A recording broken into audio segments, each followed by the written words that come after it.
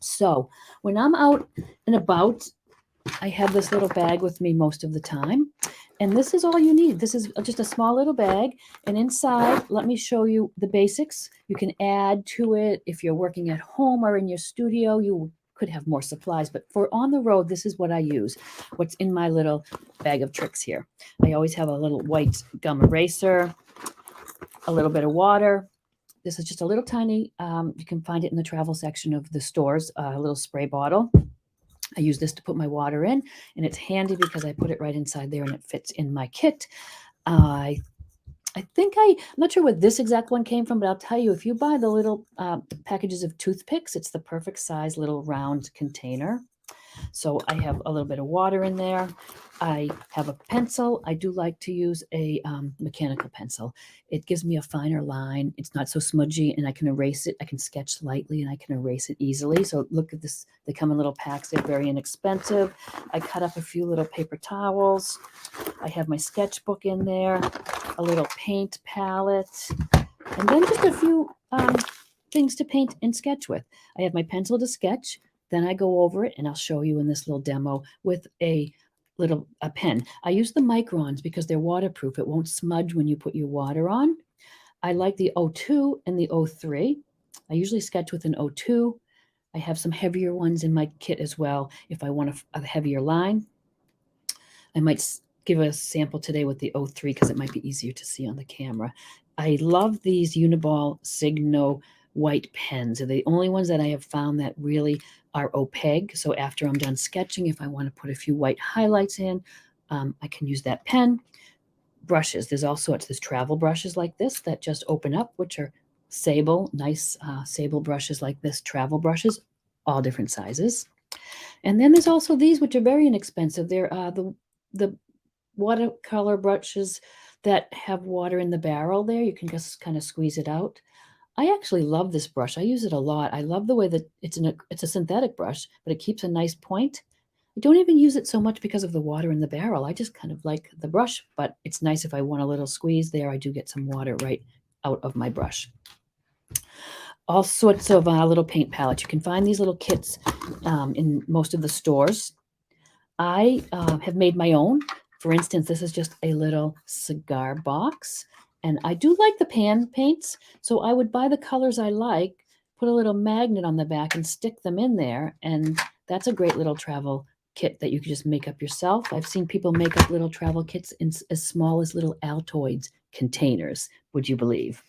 So you can find different brands in the art and craft stores. I have taken out some that I don't care for. I like bright colors. I have taken some of the earth tones out. I have some still, and I've added some colors I like. You can buy these little pans individually. I know I've gotten them online at Dick Blick or something.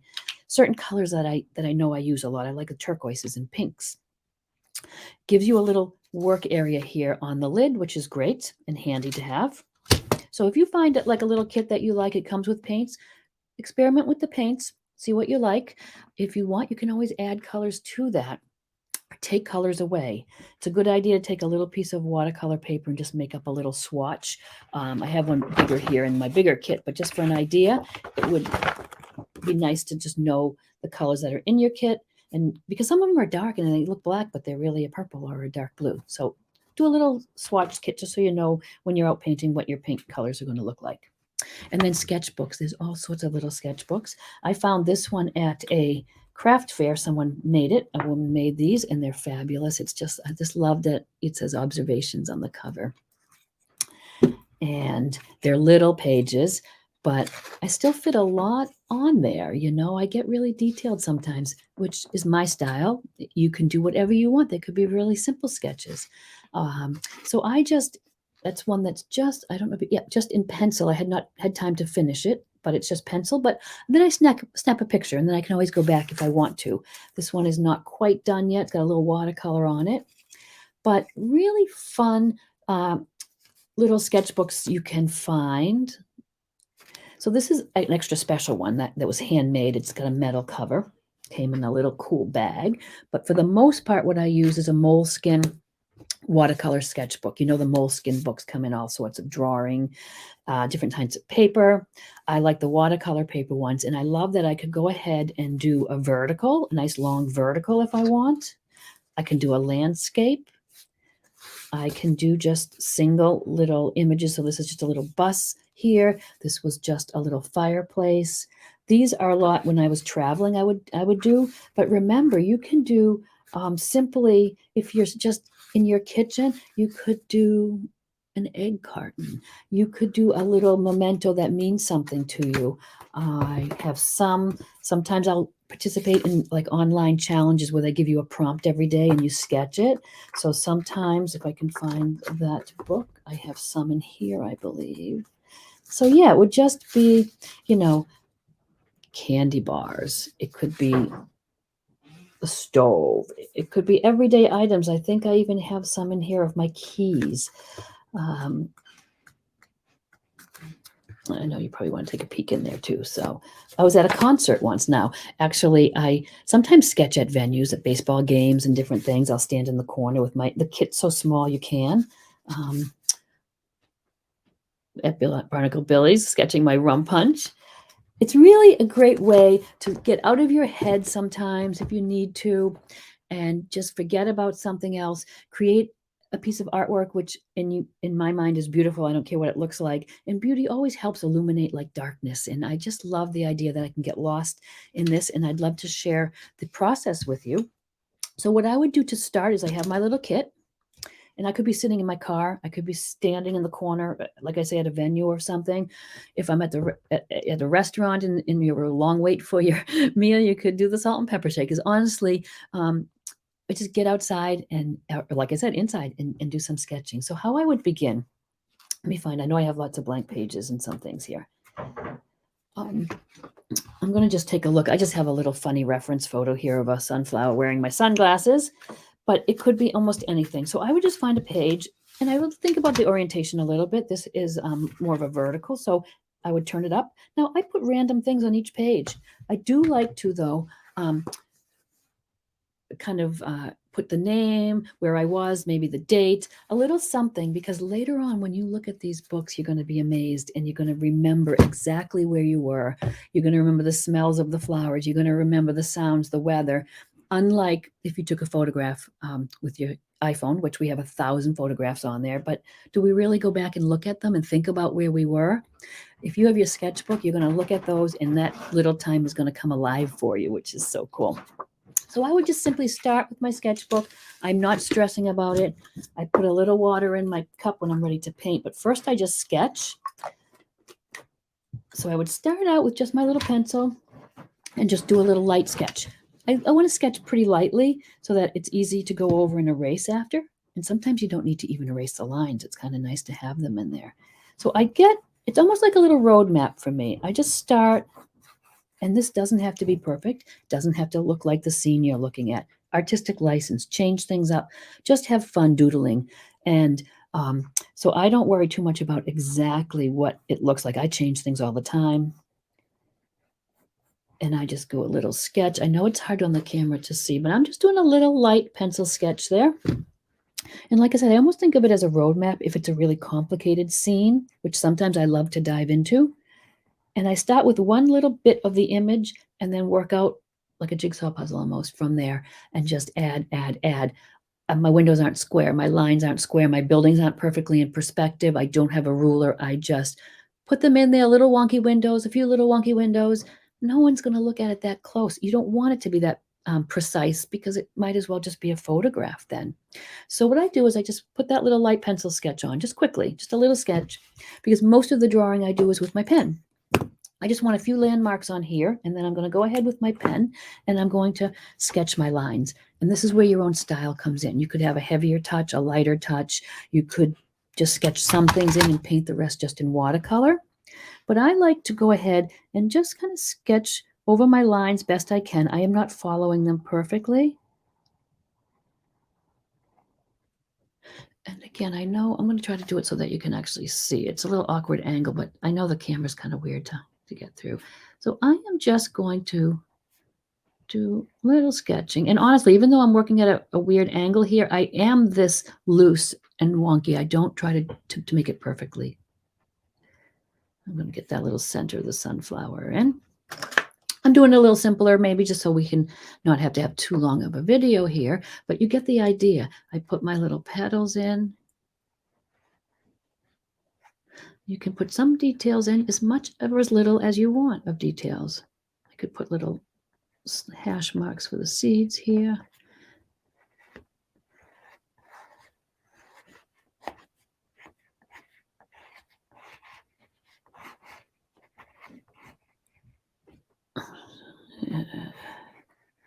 Such a fun little hobby. It's a good way to incorporate art into every day for you. I know a lot of people, a lot of their struggles and a lot of things I hear from them are, I don't know what supplies to use. I don't have a place to work. By the time I set it up, it's time to stop painting. So this is a way you can easily incorporate every day doing a little something that you love.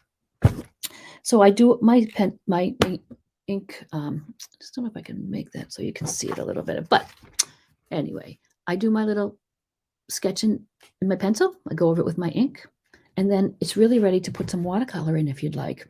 That's when I get a little bit of water in my cup. I take my little sprayer and I give my colors a little spritz just to loosen them up. And then all you need is one of your little brushes. And watercolor is a great medium because you can go on with a really, really light touch and then build up your colors. You're really just coloring right now, like you do in your coloring book. I'm going to take a little bit of, maybe I'll put some greens in the background, which I haven't even sketched, but I want a little bit of something back there. I go pretty loose and pretty light to start. You can then deepen up your colors. And honestly, isn't it relaxing? You're just really coloring. And then I'm going to add a little bit of a lighter, maybe some yellow in there to just let it blend in. The colors can mix really right on the paper for you. Let me tip that. I don't know why the camera is just so, it's just a lot of glare, I think, with my lighting. But just have fun with it. There's no mistakes. You just blob on that color, have fun. Let me see if I can hold this at a better angle for you. And then it's really, truly just coloring in. Just color in your little bits. And look at that bright yellow. Isn't that fun and cheery?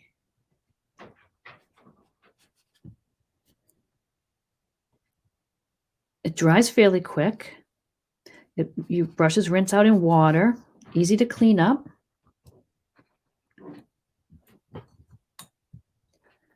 And I just layer on. I do as much or as little detail as I want. If you're somewhere and you do get stuck and you have to leave, I just, like I said, snap a photograph. You can go home and play with it later. Or next time you're out and you're just sitting at the beach or enjoying a picnic, you could pull out your little kit and work on that a little more. So that's my next little step, is I just put the watercolor in there.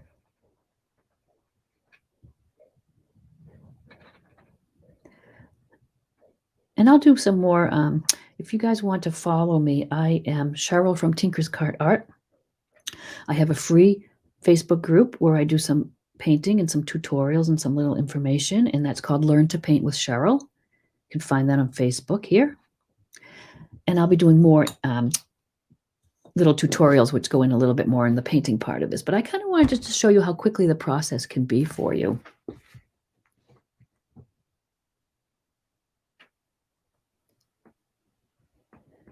And very little supplies are needed. And feel free in the comments to ask any questions. If you have any at all, reach out to me and I'd be happy to answer any that you have.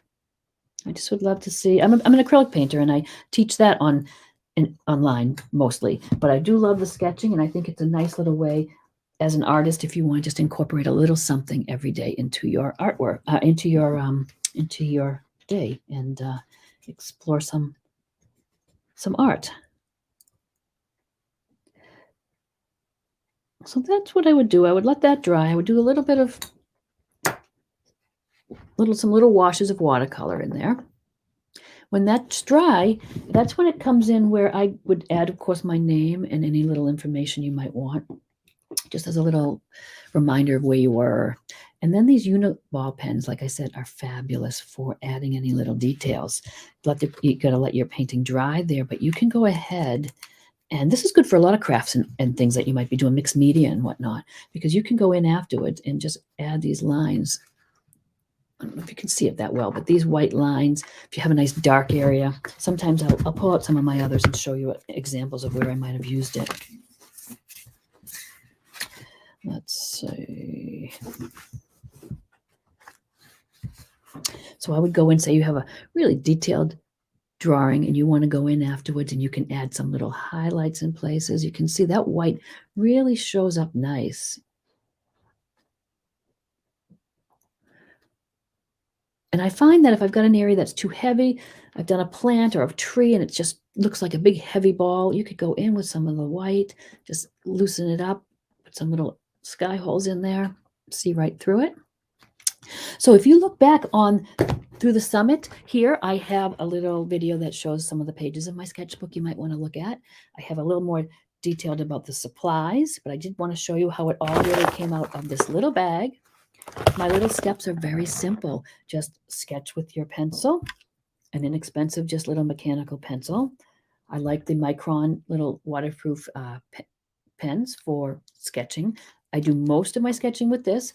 These are just, the pencil lines are just to give me a little framework, and then I go crazy with, oops, with my pen, all the little details.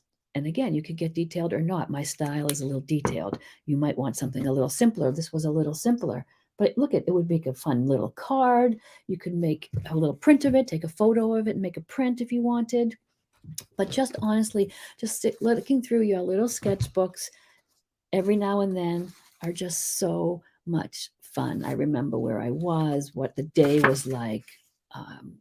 And see, I do get a little detailed, but you don't have to. You can do, like I said, as simple or detailed as you like. And add my little watercolor after my pen sketch. Add your name, little notes about where you were, and if you need any highlights, here you go with your little white pen.